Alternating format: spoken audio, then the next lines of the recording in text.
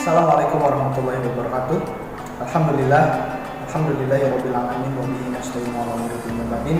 Wala haula wala quwwata illa billahil aliyyil azim. Amma ba'd. Yang saya hormati dosen pembimbing mata kuliah Pendidikan Agama Ibu Jihan Afi, dan yang saya hormati dan saya banggakan teman-teman baik dari prodi Ekonomi maupun prodi Geografi yang alhamdulillah pada kesempatan hari ini kami dari kelompok 4 akan menyampaikan hasil diskusi kami tentang moderasi beragama. Namun sebelum kita masuk ke materi, izinkan saya untuk memperkenalkan diri terlebih dahulu. Nama saya Andi Aguslana, asal saya dari Cianjur, prodi Pendidikan Geografi. Baik teman-teman, tidak menunggu lama, kita langsung saja masuk ke materi tentang moderasi beragama. Namun sebelum teman-teman memahami apa arti dari moderasi beragama, kita harus memahami arti dari moderasi terlebih dahulu. Apa sih moderasi itu? Menurut Kamus Besar Bahasa Indonesia, moderasi adalah menengahi satu masalah. Dapat saya simpulkan bahwa moderasi adalah menengahi satu masalah dan mengimbanginya. Nah, setelah teman-teman memahami apa arti dari moderasi, kita masuk ke materi ini tentang moderasi beragama. Apa itu moderasi beragama? Moderasi beragama adalah meyakini secara nyata dan secara mutlak agama yang kita yakini, serta memberikan ruang untuk orang-orang yang meyakini agamanya sendiri tanpa terkecuali. Nah teman-teman, moderasi beragama ini harus ditetapkan di negara Republik Indonesia dan harus dijadikan komitmen untuk masyarakat. Masyarakat harus menjadikan komitmen agar kesatuan dan persatuan Republik Indonesia ini selalu terjaga oleh moderasi. Kita tahu bahwa moderasi beragama sangatlah memberikan banyak sekali manfaat sehingga masyarakat bisa merasakan betapa tenangnya hidup di negara kesatuan Republik Indonesia ini. Lalu bagaimana cara kaum milenial menyikapi ini? Menurut saya adalah kita harus mendukung secara penuh, secara nyata keberlangsungannya moderasi beragama. Karena kita tahu pada tahun 2024 Indonesia ada di tangan kita. Indonesia berkembang oleh tangan kita sendiri. Nah, jadi untuk kaum milenial seperti kita dukunglah secara nyata dan secara penuh keberlangsungannya moderasi beragama. Itu saja materi yang saya dapat sampaikan.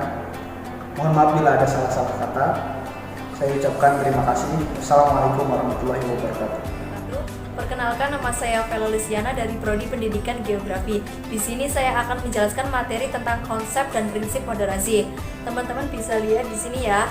Konsep moderasi atau yang disebut juga wasatiyah berarti keseimbangan antara dua sisi, kiri dan kanan, literal liberal, dan sebagainya. Konsep moderasi memiliki banyak manifestasi terkait dengan cara seorang muslim berhubungan dengan muslim yang lain atau caranya berhubungan dengan non-muslim. Allah Subhanahu wa Ta'ala berfirman dalam surat Ar-Rum ayat 22 yang artinya, dan di antara tanda-tanda kebesarannya ialah penciptaan langit dan bumi dan perbedaan bahasamu dan warna kulitmu, dan sungguh yang demikian itu terdapat tanda-tanda kebesaran bagi orang-orang yang mengetahui. Apa sih tujuan Allah menciptakan manusia yang berbeda itu? Tentunya tujuannya agar kita sesama manusia dengan manusia yang latar belakangnya berbeda-beda ini, kita saling mengasihi satu sama lain, saling mengenal, saling tolong menolong, dan kita sama-sama memenuhi kebutuhan yang tidak mungkin dipenuhi kita sendiri. Ya, Indonesia sendiri memiliki 17.000 lebih pulau, memiliki 714 suku dan lebih dari 1.100 bahasa. Itu tidak menjadikan Indonesia terpecah belah, justru malah menjadikan Indonesia semakin bersatu atas keberagaman itu sendiri. Dari penjelasan tersebut dapat ditarik 3 prinsip moderasi beragama. Yang pertama, mengakui bahwa keberagaman adalah hukum ilahi.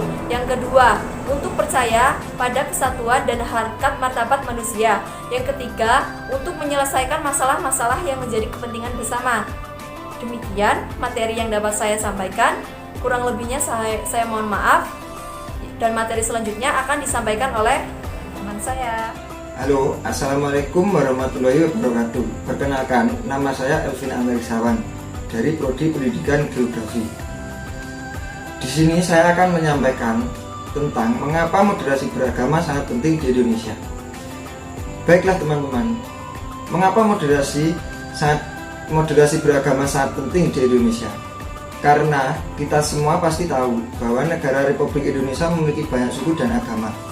Dengan adanya moderasi beragama, masyarakat dapat memahami arti dari perbedaan dan toleransi antar umat beragama. Manfaatnya sangatlah besar. Kita bisa lihat contohnya dari negara besar seperti Amerika.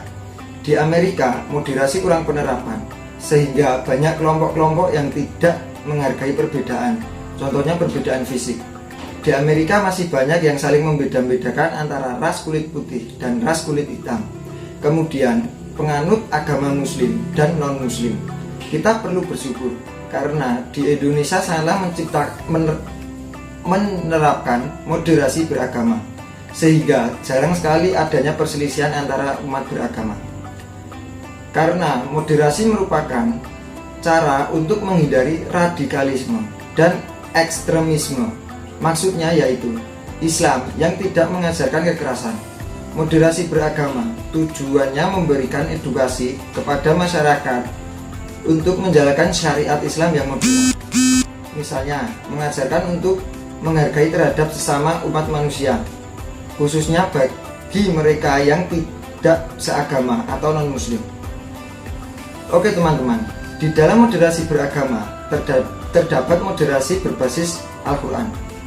Moderasi berbasis Al-Quran sangatlah penting, apalagi di era saat ini.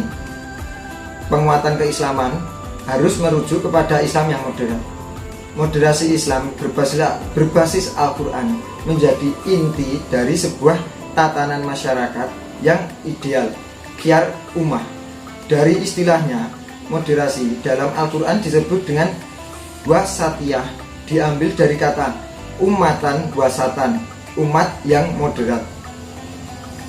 Secara kebahasaan, wasat adalah posisi tengah di antara dua sisi bersebelahan. Akan tetapi tidak lantas lalu kita memaknai secara fisikal, tentu tidak juga terlalu rigid. Yang penting adalah kita pada posisi keseimbangan, kita pada posisi yang netral. Oke teman-teman, mungkin itu yang dapat saya sampaikan. Kurang lebihnya mohon maaf bila ada salah tutur kata. Billahi walid taufiq. Wassalamualaikum warahmatullahi wabarakatuh. Assalamualaikum warahmatullahi wabarakatuh. Perkenalkan, nama saya Putri Selamita. Saya dari Prodi Pendidikan Geografi. Di sini saya akan menjelaskan mengenai dampak positif dan juga dampak negatif moderasi agama. Tentu mahasiswa semua sudah bisa membedakan antara dampak positif dan juga dampak negatif moderasi agama. Nah, dampak positif moderasi agama yang pertama yaitu kita bisa mendekatkan diri kepada Allah SWT. Dengan cara apa? Rajin beribadah dan memperbanyak ilmu agama. Yang kedua, mengajarkan dalam hal kebaikan. Kita bisa hidup saling toleransi antar sesama manusia, bisa hidup demokratis antar sesama manusia seperti di negara kita yang menjalankan hidup demokratis. Yang ketiga, ada arah dan pandangan hidup menjadi lebih baik. Dengan adanya moderasi ini, kita bisa mengembangkan nilai positifnya agar hidup kita menjadi lebih baik. Yang keempat, mengembangkan nilai Islamiyah. Dengan cara apa? Kita mengikuti kegiatan-kegiatan Islamiyah yang ada di dalam masyarakat. Contohnya, kita bisa mengikuti pengajian-pengajian yang ada di dalam masyarakat. Yang kelima, hidup menjadi lebih tenang. Dengan adanya moderasi agama, kita bisa menanamkan hal positif dengan apa? Kita selalu berbaik sangka kepada sesama manusia ataupun husnuzon. Dengan husnuzon, hidup kita menjadi lebih tenang, tidak selalu berburuk sangka dengan sesama manusia.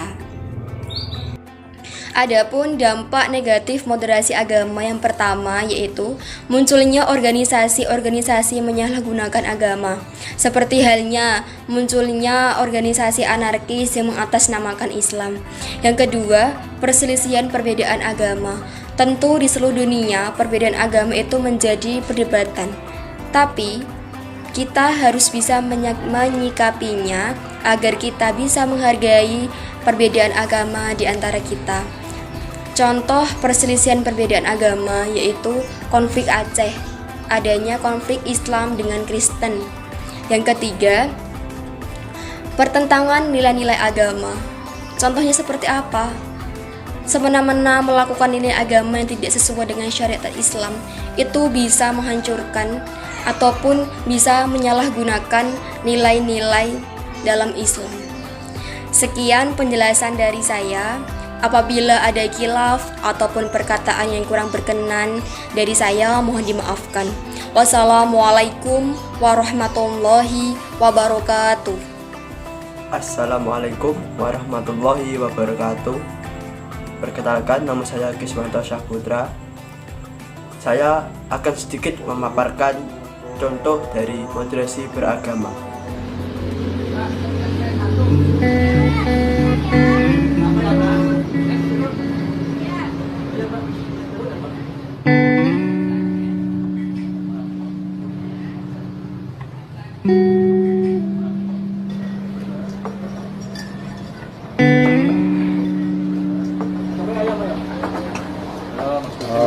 Bu, saya hanya ada uang 3.000. Dapat apa ya, Bu? Wah, cuma dapat nasi saja, Pak. Gak apa-apa lah. Iya, sebentar ya, Pak.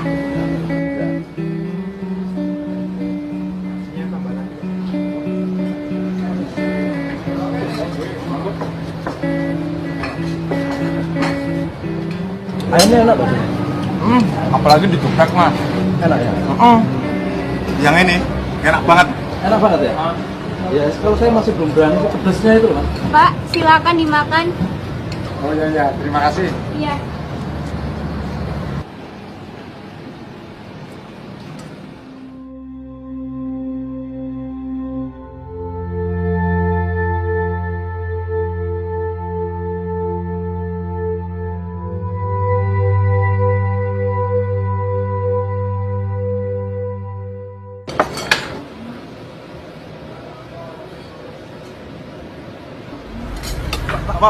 Pak.